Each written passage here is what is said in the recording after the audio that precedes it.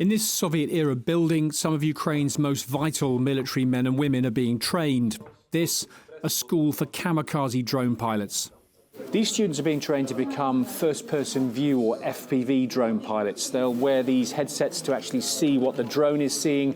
And these are the cheap and fast drones that the Ukrainians have used to such great effect against Russian armour. Now, this course is only 2 weeks long. It's a week of theory, then a week of practical training, after which many of them will return straight to the front line. Their teacher used to fly drones for TV and film. Now he's training hundreds of men and women how to seek and destroy the Russian army. We've been using FPV drones since the start of the invasion. At first, our commanders were afraid of using them because they thought they were dangerous, but they now use them all the time. At first, the Russians didn't know what they were, and we were able to attack targets close to the front line.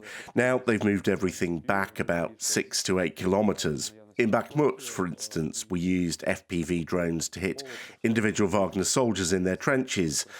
They're often more effective than artillery, particularly at getting into small areas, and we're starting to use them over longer distances.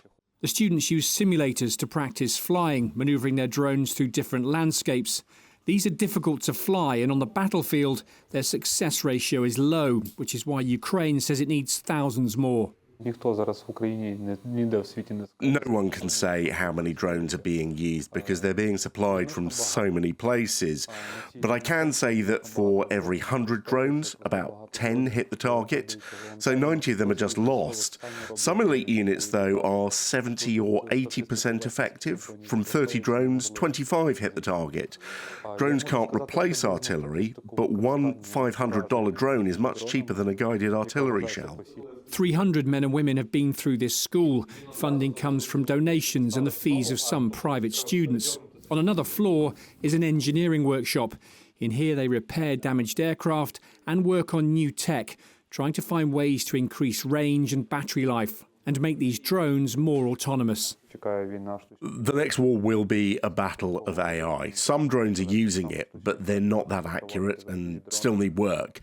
That's why FPV drones are useful right now, because they are cheap and effective. But in the future, AI may well control the drone and even pick the target. Ukraine says it's training 10,000 FPV pilots a year. From Bakhmut to the Black Sea, drones have been a force multiplier, allowing Kyiv to hit Russian targets at depth with less danger to its own troops. For these pilots, the simulation will soon end, though, and in a matter of days, some will be in combat, using these skills for real against the Russians. Simon Newton, Forces News, Ukraine. Thanks for watching. For more from Forces News, like and subscribe to our channel.